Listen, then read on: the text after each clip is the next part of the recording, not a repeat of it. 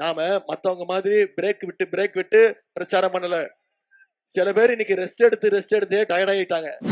உதயநிதி மட்டும் 2 தொகுதியில நிக்கிறாரு, சேப்பாக்கம் திருவல்லிக்கேணி 2 தொகுதியில நிக்கிறாருன்னு சில அறிவாளிகள் பேசுறாங்க. இது கூட தெரியாத ஒரு தற்கொலை கூட்டத்துக்கிட்ட போய் நான் என்னத்தை பேசுறது? நம்ம ஊருக்கு தாஜ்மஹால் வந்துருச்சுப்பா, வாப்பா போய் போட்டோ எடுத்துக்கலாம்னு சொல்லி போய் முண்டி அடிச்சு போய் போட்டோ எல்லாம் எடுத்துப்பாங்க. கூட்டம் எல்லாம் வரும் அதை பாக்குறதுக்கு.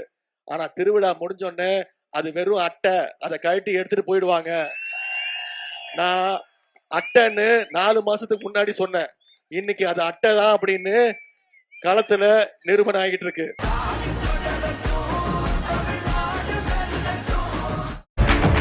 எனக்கு அவர் கூடவே இருக்கணும் போல இருக்கு. நீ எப்படிடி அவர் கூடயே இருக்க முடியும்?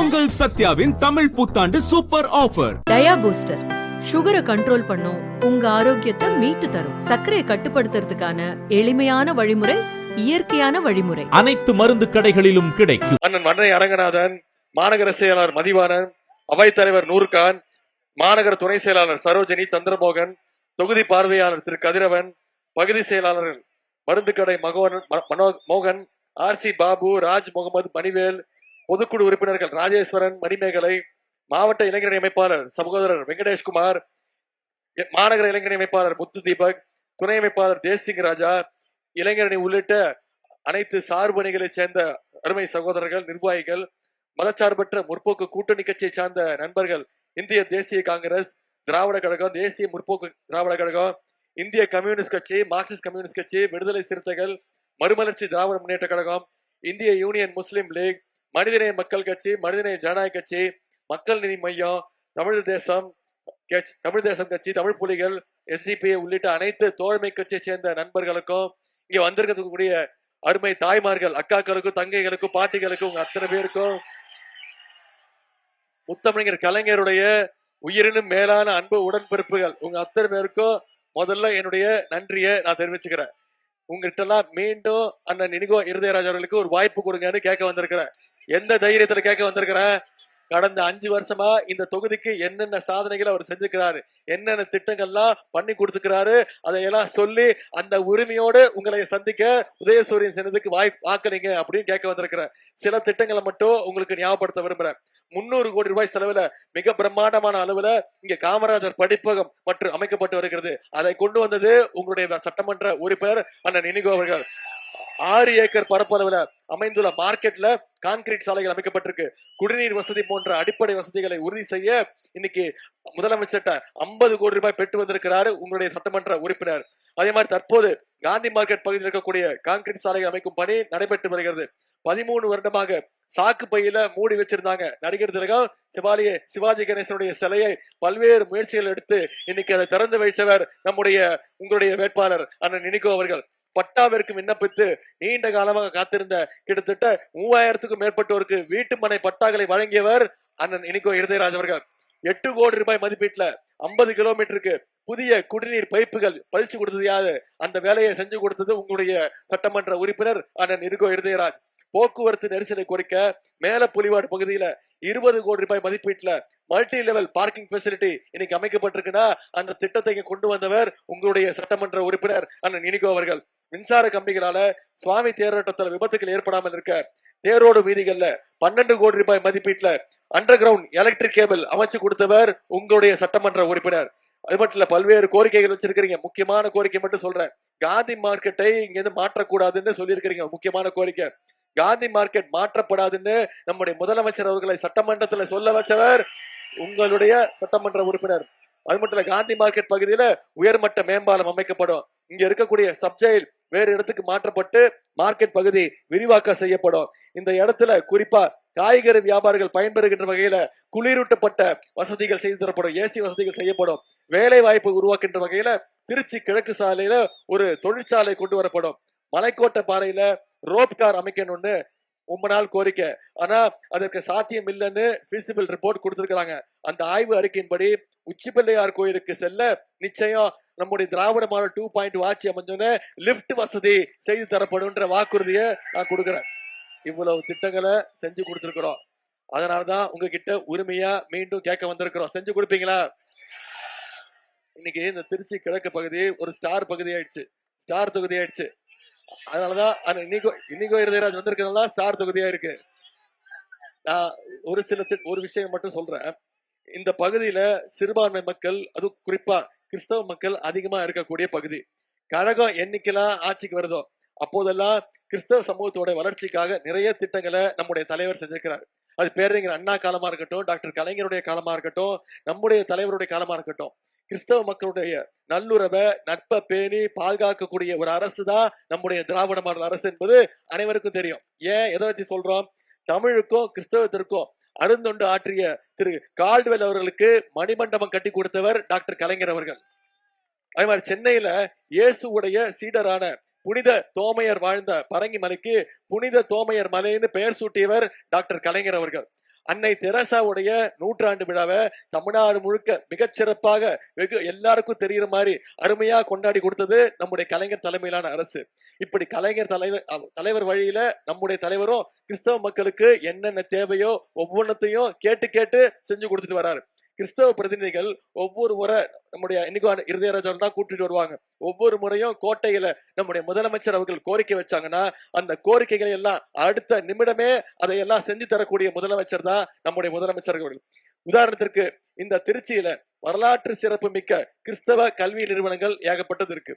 அந்த கல்வி நிறுவனங்கள் மூலமாக அவங்க எல்லாம் 5 ஆண்டுகளுக்கு ஒரு முறை மைனாரிட்டி ஸ்டேட்டஸ் சர்டிபிகேட் கட்டாயம் வாங்கணும் அப்படின்னு ஒரு விதிமுறை இருந்துச்சு. நம்முடைய முதலமைச்சருடைய கவனத்துக்கு இந்த பிரச்சனைய திரு இனிகோ இருதயராஜ் அவர்கள் உங்களுடைய சட்டமன்ற உறுப்பினர் தான் கொண்டு வந்தார். உடனே நம்முடைய முதலமைச்சர் அவர்கள் இந்த பிரச்சனை வந்த உடனே அதை நீக்கி அந்த சிக்கல்களை எல்லாம் போக்கி இன்னைக்கு பர்மனன்ட் மைனாரிட்டி ஸ்டேட்டஸ் சர்டிபிகேட் வழங்கி அதையும் நேரடியா வர தேவையில்ல, ஆன்லைன்லயே பெற்றுக்கொள்ளலாம் அப்படிங்கிற வசதியும் செஞ்சு கொடுத்தவர் நம்முடைய முதலமைச்சர் அவர்கள். அதே போல மதம் மாறிய தலித் கிறிஸ்தவர்களுக்கு இடஒதுக்கீடு வேணும்னு நம்முடைய சட்டமன்றத்துல தனி தீர்மானத்தை நிறைவேற்றிய முதலமைச்சர் நம்முடைய முதலமைச்சர் அவர்கள். ஞாபகம், சட்டமன்றத்துல தலித் கிறிஸ்தவர்களுக்கு இடஒதுக்கீடு கொடுக்க கூடாதுன்னு இன்னைக்கு உச்ச நீதிமன்றத்துல ஒன்றிய பாஜக அரசு வாதாடிட்டு இருக்கு. அந்த பாசிச பாஜகவோடு தான் இன்னைக்கு அதிமுக கூட்டணி வச்சிருக்கிற எடப்பாடி பழனிசாமி அவர்கள் கூட்டணி வச்சிருக்கிறாங்க. அதை மறந்துடாதீங்க. தேவாலயங்கள்ல முழு நேர ஊழியர்களான உபதேசியர் மற்றும் பணியாளர்களுக்கு நலவாரியம் அமைச்சவர் நம்முடைய முதலமைச்சர் அவர்கள். அது மட்டும் இல்ல, நம்முடைய ஆட்சி அமைஞ்சோன்ன முதலமைச்சர் காலை உணவு திட்டம் ஆரம்பிச்சோம். அதே மாதிரி புதுமை பெண் தமிழ் புதல்வன் கல்வி ஊக்கத்தொகை திட்டத்தை ஆரம்பிச்சோம் அரசு பள்ளிகளுக்கு. உங்களுடைய சட்டமன்ற உறுப்பினர் வந்து கேட்டாரு, கிறிஸ்தவ கல்லூரி அவங்க நடத்துறக்கூடிய பள்ளிகள் அவங்களுக்கும் இதை விரிவுபடுத்தணும்னு நம்முடைய முதலமைச்சர் உடனடியாக அனைத்து அரசு உதவி பெறுகின்ற சிறுபான்மையினர் பள்ளிகளுக்கும் நம்முடைய முதலமைச்சர் காலை உணவு திட்டம், அதே மாதிரி தமிழ் புதல்வன் புதுமை பெண் திட்டத்தையும் நம்முடைய முதலமைச்சர் உறுதி செஞ்சார். அதே மாதிரி பழமை வாய்ந்த தேவாலயங்களை புனரமைக்கிற திட்டத்துல ஆண்டுக்கு 10 கோடி ரூபாயை ஒதுக்கீடு செஞ்சிருக்கிறார் நம்முடைய முதலமைச்சர் அவர்கள். தேவாலயங்களோட கம்பீரம் நம்முடைய முதலமைச்சர் நிதி ஒதுக்கீடு செஞ்சதுனால இன்னைக்கு காப்பாற்றப்பட்டிருக்கு. ஆண்டுக்கு 600 கிறிஸ்தவர்கள் ஜெருசலம் புனித யாத்திரை செல்ல நிதி உதவி புரிவதற்கு ஆணை பிறப்பிச்சவர் நம்முடைய முதலமைச்சர் அவர்கள். அதே போல் சென்னையில பேராயர் எஸ்ரா சர்க்குணம் அவர்களுக்கு அவங்க வாழ்ந்த பகுதியில அந்த சாலைக்கு அவருடைய பெயரையே சூட்டி எஸ்ரா சர்க்குணம் சாலைன்னு பெயர் சூட்டியவர் நம்முடைய முதலமைச்சர் அவர்கள். உயிரிழந்த கிறிஸ்தவர்களுடைய உடலை அடக்கம் செய்ய ஒவ்வொரு மாவட்டத்திலையும் 5 ஏக்கர் அளவுல கல்லறை அமைக்க அரசாணை வழங்கப்பட்டிருக்கு. அரசு நிலம் இல்லைன்னா தனியார் இடத்தை வாங்கி கல்லறை அமைக்க 10 கோடி ரூபாய் நம்முடைய முதலமைச்சர் அவர்கள் ஒதுக்கீடு செஞ்சு கொடுத்திருக்கிறாங்க. மதிப்புக்குரிய போப் ஆண்டவர் பிரான்சிஸ் அவர் மறைஞ்ச போது நம்முடைய தமிழ்நாடு அரசின் சார்பாக ஒரு அமைச்சர் அவர்களையும் அவரோட உங்களுடைய வேட்பாளர் திரு இனிகோ இருதயராஜையும் மேரா போய் இறுதி மரியாதை செஞ்சுட்டு வாங்கன்னு அனுப்பிச்சு வச்சவர் நம்முடைய முதலமைச்சர் அவர்கள். நம்முடைய திராவிட மாடல் அரசு கிறிஸ்தவ மக்களுக்கான நலத்திட்டங்கள் ஒவ்வொன்றத்தையும் பார்த்து பார்த்து செஞ்சுட்டு இருக்கிறோம். இன்னொரு பக்கத்துல இன்னைக்கு நாடு முழுவதும் கிறிஸ்தவ மக்கள் மேல ஒன்றிய பாஜக அரசு அவங்க சங்கி கூட்டம் தாக்குதல் நடத்திட்டு இருக்கிறாங்க. அதுவும் கிறிஸ்துமஸ் கொண்டாடிட்டு இருக்கும் போதே கிறிஸ்தவர் மேல தாக்குதல் நடத்தி இருக்கிறாங்க. நாட்டுடைய வடபகுதியில பார்த்திருப்பீங்க. மணிப்பூர்ல இன்னைக்கு பல சர்ச்சுகளை அடிச்சு உடைச்சிருக்கிறாங்க. அது மட்டும் இல்ல, இப்போ புதுசா ஒரு சட்டம் கொண்டு வர போறாங்க. என்ன? கிறிஸ்தவ தொண்டு நிறுவனங்கள் தேவாலயங்கள் குறித்து foreign contribution regulation amendment FRCA அப்படின்னு ஒரு பில்லு, ஒரு சட்ட திருத்தத்தை ஒன்றிய பாஜக அரசு கொண்டு வருது.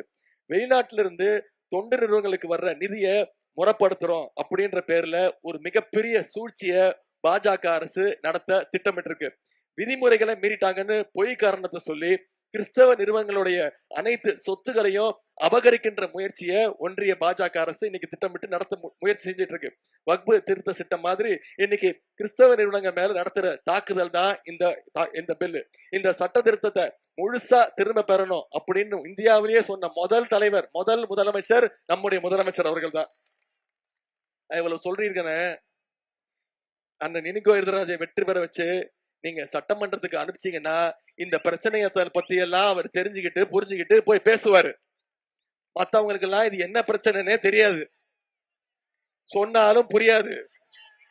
அதனாலதான் நான் அவங்க கிட்ட கேட்பது, உங்கள் மண்ணின் மைந்தர் அண்ணன் இனிகோ இருதராஜ் அவர்களை ஜெயிக்க வச்சு சட்டமன்றத்துக்கு அனுப்புங்க. செய்வீங்களா? நான் இன்னைக்கு போட்டோ இன்னும் முடிக்கல, இரு போட்டோ காட்டுறேன். நான் இன்னைக்கு 12வது நாள், சென்ற 30ஆம் தேதி ஆரம்பிச்சேன். 12 நாளா ஒவ்வொரு சட்டமன்ற தொகுதியா போய் ஒவ்வொரு சட்டமன்ற தொகுதி மக்களையும் சந்திச்சு உதயசூரியன் சின்னத்துக்கு வாக்களிங்க, நாங்க இந்த 5 வருஷத்துல இவ்வளவு செஞ்சிருக்கிறோம், இந்த தொகுதிக்கு இவ்வளவு சாதனைகள் செஞ்சிருக்கிறோம், திட்டங்களை கொடுத்திருக்கிறோம், உதயசூரியன் சின்னத்துக்கு மீண்டும் வாக்குறீங்க அப்படின்னு பிரச்சாரத்துல ஈடுபட்டு இருக்கிறேன்.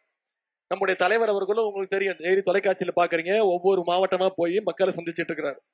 நம்மளுடைய வேட்பாளர் அண்ணன் இனிகோ இருதயராஜ் அவர்களும் தொடர்ந்து என்னைக்கு வேட்பாளர் அறிவிக்கப்பட்டாரோ அதுக்கு முன்னாடி வரும் தேர்தல் மட்டும் வர நம்முடைய இனிகோ இருதயராஜ் கிடையாது. திமுக கார என்னைக்குமே மக்களோடு எந்த தினமும் வாரம் முழுக்க வருஷம் முழுக்க மக்களோடு பயணிக்கிறவர் தான் அண்ணன் இனிகோ இருதயராஜ் அவர்கள். இன்னைக்கு ஒவ்வொரு தெருவா போய் ஒவ்வொரு வாக்காளரா சந்திச்சு வாக்கு கேட்டுட்டு இருக்கிறாரு. நாம மத்தவங்க மாதிரி பிரேக் விட்டு பிரச்சாரம் பண்ணல. சில பேர் இன்னைக்கு ரெஸ்ட் எடுத்து டயர்ட் ஆகிட்டாங்க. ஆனா நம்ம ரெஸ்ட் இல்லாம தொடர்ந்து உழைச்சிக்கிட்டு இருக்கோம். டயர்ட் ஆகாம மக்களை சந்திச்சுக்கிட்டு இருக்கிறோம். உதாரணத்திற்கு உலகமே கொரோனா பீரியட்ல, கொரோனா லாக்டவுன் அப்போ முடங்கி கிடந்துச்சு. அந்த லாக்டவுன் காலத்துல கூட நம்முடைய திமுக, நம்முடைய உடன்பிறப்புகள் தான் களத்துல இறங்கி மக்களுக்கு என்ன தேவையோ அதையும் உயிரை பணைய வச்சு நாம செஞ்சுக்கிட்டு இருந்தோம். கொரோனா லாக்டவுன் மாதிரி இன்னைக்கு பல பேர் வீட்டுல முடங்கி கிடக்குறாங்க. இன்னைக்கு உங்களுடைய வேட்பாளர் திரு இனிகோ இருதயராஜ் இன்னைக்கு இந்த ஒரு தொகுதியில மட்டும் அவர் வேட்பாளரா நிக்கிறாரு. இனிகோ அவர்களுக்கு தமிழ்நாடு முழுக்க நண்பர்கள் உண்டு, சென்னையிலே நிறைய நண்பர்கள் உண்டு. அங்கேயும் அவர் பல தொகுதியில நிக்கிறதுக்கான வாய்ப்பு இருந்தது. ஆனா அங்க ஒரு காலு இங்க ஒரு காலுன்னு குறுக்கா மறுக்கா நிக்கல. 2 காலையும் ஸ்ட்ராங்கா இந்த தொகுதியில திருச்சி கிழக்குலதான் நான் நிப்பேன், திருச்சி கிழக்குலதான் நான் ஜெயிச்சு காட்டுவேன்னு இங்க ஸ்ட்ராங்கா நிக்கிறாரு உங்களுடைய வேட்பாளர் இனிகோ இருதயராஜ் அவர்கள். ஏன்னா அவருக்கு தெரியும், ஒரு இடத்துல நின்னாலும் நீங்க நிச்சயம் வெற்றியை தேடி தருவீங்கன்னு அந்த தைரியத்துல உங்க மேல இருக்கக்கூடிய நம்பிக்கையில நிக்கிறாரு. இத சொன்னா என்ன தெரியுமா சொல்லுவாங்க, உதயநிதி மட்டும் 2 தொகுதியில நிக்கிறாரு, சேப்பாக்கம் திருவல்லிக்கேணி 2 தொகுதியில நிக்கிறாருன்னு சில அறிவாளிகள் பேசுறாங்க. இது கூட தெரியாத ஒரு தற்கொலை கூட்டத்துக்கிட்ட போய் நான் என்னத்தை பேசுறது? சேப்பாக்கம் திருவல்லிக்கேணிங்கிறது கூட ஒரு தொகுதிங்கிற தெரியாத ஒரு தற்கொலை கிட்ட போய் நான் என்னத்தை சொல்லி அவனை நான் புரிய வைக்கிறது?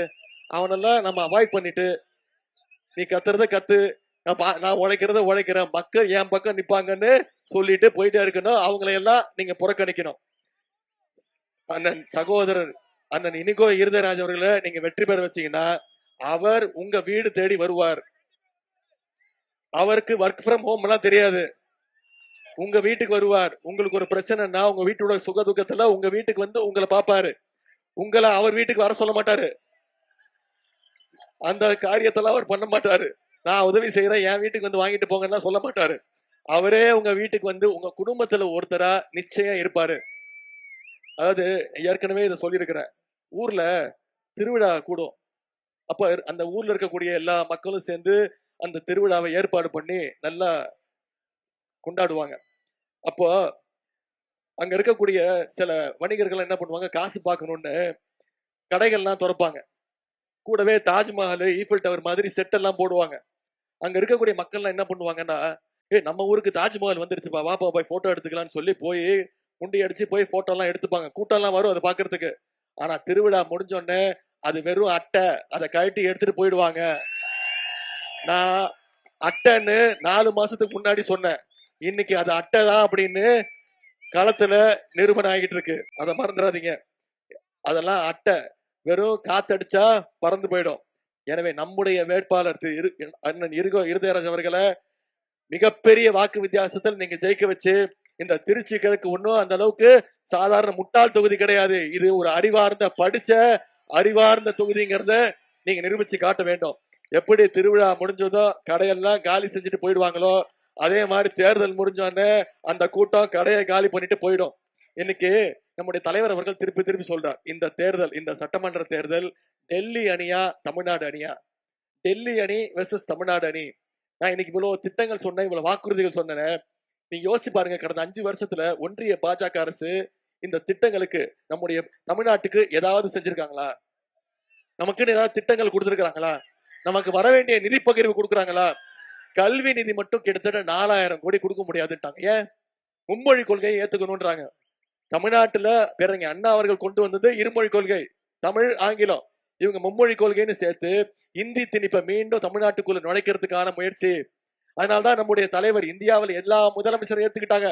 நம்முடைய தலைவர் மட்டும் சொன்னாரு, 3000 கோடி 4000 கோடி இல்ல, நீ 10,000 கோடி கொடுத்தாலும் தமிழ்நாட்டு மக்கள் மேல நான் இந்தி திணிக்க மாட்டேன்னு சொன்ன ஒரே முதலமைச்சர் நம்முடைய முதலமைச்சர். இன்னைக்கு மற்ற முதலமைச்சர்களா பாக்குறாங்க, ஓ தமிழ்நாடு இதனாலதான் இதை பண்ணிருக்குன்னு சொல்லி அவங்களும் புதிய கல்வி கொள்கையை மும்மொழி கொள்கையை எதிர்க்க ஆரம்பிச்சிருக்கிறாங்க. இப்படி இந்தியாவில் இருக்கக்கூடிய அனைத்து முதலமைச்சர்களுக்கும் எடுத்துக்காட்டாக இருக்கக்கூடிய முதலமைச்சர் நம்முடைய முதலமைச்சர் அவர்கள். இன்னைக்கு டெல்லியோடைய ஏ டீம்ல பாஜக அடிமை கூட்டம் அதிமுக வருது. அது மட்டும் இல்ல, பிஜேபியோடைய பி டீம் தான், டெல்லியோட பி டீம் தான் இந்த தொகுதியை குறிவைக்க பாக்குறாங்க. டெல்லி டீம் ஓனர்கள் தான் இந்த பி டீம் உடைய ஓனர்ஸ். ஆகவே இந்த A team, B team, C team எந்த டீம் வந்தாலும் ஜெயிக்க போறது திமுக டீம், நம்முடைய டீம் தான் அப்படிங்கறத இந்த தொகுதியில நீங்க ஜெயிச்சு காட்டுங்க. வர்றவன் போறவன் எல்லாம் பேசுவான், திமுகவை நான் அழிக்க போறேன்னு சொல்லுவான். அவங்களுக்கு எல்லாம் நான் பதில் சொல்ல வேண்டிய அவசியம் இல்ல, நீங்க சொல்லுங்க. பேரறிஞர் அண்ணா 1940 ஒரு சொன்னாரு, இதுக்குன்னே ஒரு சொன்னாரு, திமுகவை அழிப்பேன்னு சொல்லி புதுசா கிளம்பி வருவானுங்க, அவங்களுக்கு எல்லாம் ஒரு கதை சொல்றேன். திமுக வெறும் 4 அடின்னு சொல்லி என்னை புதைக்கிறதுக்கு பக்கத்திலேயே ஒரு குழி தோண்டுவான். அவன் குழியை தோண்டி முடிக்கிறதுக்குள்ள நான் 6 அடி வளர்ந்திருப்பேன். உடனே பக்கத்துல எனக்காக 6 அடிக்கு ஒரு குழி தோண்டுவான். அப்ப நான் 8 அடி வளர்ந்திருப்பேன். என்னெல்லாம் குழி தோண்டி புதைக்கவே முடியாது. யார் நினைச்சாலும் திமுக மேல கை வச்சு கூட பார்க்க முடியாது. திமுகவை எந்த கொம்பனாலும் அழிக்கவே முடியாது சொன்னது நான் இல்ல, பேரறிஞர் அண்ணா அவர்கள். எத்தனை நட்சத்திரங்கள் வந்தாலும் கடைசியா ஜெயிக்க போவது உதயசூரியன் தான் அப்படிங்கறத இந்த தேர்தல்ல நிரூபிச்சு காட்டுங்க. செய்வீங்களா? போட்டோ என்ன போட்டோ? போட்டோ எல்லாம் கிடையாது. போட்டோ வேணுமா? சரி நான் காட்டுறேன். வெற்றி நிச்சயமா? சரி நான் என்னன்னு சொல்லிடுறேன். அதாவது காட்டுறேன். இப்போ உலகத்திலேயே புகழ்பெற்ற போட்டோ அந்த போட்டோ மாறிடுச்சு. அதை நீங்களே பாத்துக்கலாம். நான் தான் காட்டணுமா? நான் காட்ட அவர் கோவப்படுறாரு. நான் சொல்லிடுறேன் என்னன்னு. அம்மா, நம்ம முரட்டு தொண்டர்கள் பார்த்திருப்போம், முரட்டு பக்தர்கள் கேள்விப்பட்டிருப்போம். எங்கேயாவது பார்த்திருக்கீங்களா ஒரு முரட்டு அடிமைய? திரு எடப்பாடி பழனிசாமி தான் மோடியுடைய நம்பர் 1 முரட்டு அடிமைன்னு சொன்னேன். அவரால் தாங்கிக்க முடியல. உதயநிதி ரொம்ப பேசுறாரு, என்ன கண்ணாமன்னு திட்ட ஆரம்பிச்சிட்டாரு. என்னைக்கோ செத்து தொலைஞ்சிருக்கணும், என் உயிரை வாங்குறான் அப்படின்லாம் பேச ஆரம்பிச்சிட்டாரு. இன்னும் கெட்ட வார்த்தையில மட்டும் தான் திட்டல.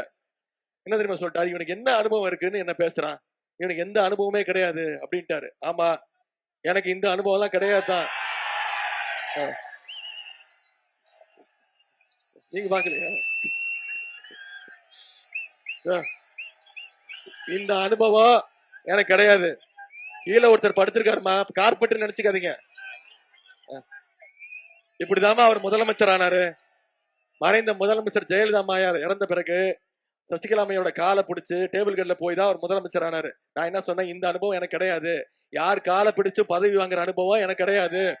குறிப்பா யாருக்கிட்டையும், குறிப்பா சங்கி கூட்டத்துக்கிட்ட பயப்படுற அனுபவம் எனக்கு கிடையாது. எதா இருந்தாலும் துணிச்சலா வா பாத்துருவோன்னு மக்களோடு மக்களா நிக்கிற அனுபவம் தான் என்னதுன்னு நான் சொன்னேன். இதைத்தாமா சொன்னேன். இப்போ உடனே என்ன பண்ணிட்டாரு, அப்படியே பிளேட்டை மாத்திட்டாரு, உருட்டிட்டாரு. இப்ப என்ன சொல்றாரு, ஏன் நான் உழுந்தா என்ன தப்பு? அந்த அம்மா எனக்கு பதவி கொடுத்தாங்க, பொறுப்பு கொடுத்தாங்க, நான் உழுந்தேன், உனக்குதான் பண்பே இல்ல அப்படின்ட்டாரு. என்ன நான் என்ன சொன்னேன்னா, இருங்க, உழுந்ததை நான் தப்புன்னு சொல்லவே இல்லை. உழுந்து முதலமைச்சர் ஆனோடனே அந்த அம்மா காலையும் வாரி விட்டாரு. வாரி விட்டு நீயா என்ன முதலமைச்சர் ஆக்கணும்னு சொல்லி அந்த அம்மாவை ஜெயிலுக்கு அனுப்பிச்சு இப்போ என்ன விட்டுருங்க, சசிகலாமா உள்ள வந்துட்டாங்க. அவங்க சொல்றாங்க, இன்னைக்கு பேசுறாங்க, ஆமா ஆமா உதயநிதி சொல்றது கரெக்ட் தான், அந்த ஆள் என் கால உழுந்தா. இப்போ நான் என்ன கேக்குறேன், பெரியவங்க தானே, உங்களுக்கு பொறுப்பு கொடுத்தாங்கல்ல, பதவி கொடுத்தாங்கல்ல, கேக்குறாங்கல்ல, கட்சியில சேர்த்துக்கோங்களேன். சேர்த்துப்பீங்களா? ஏன்? ஏன்னா 1ஆம் நம்பர் அடிமை மட்டும் இல்ல, 1ஆம் நம்பர் துரோகி. ஆமா, அவங்களுக்கு கால் மட்டும் தான் வேணும், ஆள் யாருங்கிறது முக்கியம் கிடையாது. அந்த அம்மா ஜெயலலிதா அம்மா இருந்த வரைக்கும் அவரோட காலு, அவங்க காலு. அவங்க இறந்து போனதுக்கு அப்புறம் சசிகலா அம்மா காலு. சசிகலா அம்மா ஜெயிலுக்கு போனோடனே திரு டிடிவி தினகரன் காலு. அவர் கொஞ்ச நாள் அதுக்கப்புறம் அவர் அமைச்சிட்டு அண்ணன் ஓபிஎஸ் ஓட காலு. இப்ப அண்ணன் ஓபிஎஸ் நம்ம டீமுக்கு வந்துட்டாரு. இப்ப யார் காலும் எனக்கு வேணாம், நான் நேரா டெல்லிக்கு போய் மோடியோட காலை தான் புடிச்சு தொங்குவேன்னு புடிச்சு தொங்கிட்டு இருக்கக்கூடிய ஒரு 1ஆம் நம்பர் முரட்டு அடிமை தான் திரு, உண்மை நீங்களாச்சு அவராச்சு. நான் உங்ககிட்ட இதெல்லாம் ஏன் சொல்றேன்னா, வர்ற சட்டமன்ற தேர்தல் நம்முடைய தலைவர் சொன்ன மாதிரி டெல்லி வெர்சஸ் தமிழ்நாடு. இல்ல டெல்லி அணிய தமிழ்நாடு அணி நாம ஜெயிச்சு காட்டணும். ஜெயிச்சு காட்டுவோமா? அண்ணன் இனிகோ இருதயராஜ் அவர்களை அதிகமான வாக்கு வித்தியாசத்துல ஜெயிக்க வைக்கணும். செய்வீங்களா? உங்களை எல்லாம் நான் ஒண்ணு சொல்றேன். இன்னைக்கு தேதி 11, தேர்தல் 23ஆம் தேதி. நம்ம கையில இன்னும் 13 நாட்கள் இருக்கு. கரெக்டா? உதயநிதி வந்தாரு, பேசினாரு, திட்டங்களை சொன்னாரு, வாக்குறுதி கொடுத்தாரு, எடப்பாடி பழனிசாமி போட்டோ காட்டினாரு, போயிட்டாரு, கிளம்பி போயிட்டோம், கலைஞ்சு போயிட்டோம்னு போயிடக்கூடாது. நீங்க ஒவ்வொருத்தரும் அடுத்த 13 நாட்கள் இந்த பிரச்சாரத்தை மக்கள்கிட்ட கொண்டு போய் சேர்க்கணும். ஒவ்வொரு தெருவா போங்க, ஒவ்வொரு வீடா போங்க, ஒவ்வொரு வாக்காளரா சந்திச்சு பேசுங்க. நம்ம என்னென்ன திட்டங்கள் கொண்டு வந்தோங்கிறத சொல்லுங்க. மீண்டும் ஜெயிச்சோம்னா என்னென்ன பண்ணுவோம்னு நம்ம தலைவர் வாக்குறுதி கொடுத்திருக்கிறாங்களே அதை சொல்லுங்க. முக்கியமா மீண்டும் அதிமுக பாஜக அடிமை கூட்டத்தை உள்ள விட்டுட்டோம்னா தமிழ்நாட்டை எவ்வளவு பின்னோக்கி இழுத்துட்டு போயிடுவாங்கிறத விலக்கி சொல்லுங்க. பண்ணுவீங்களா?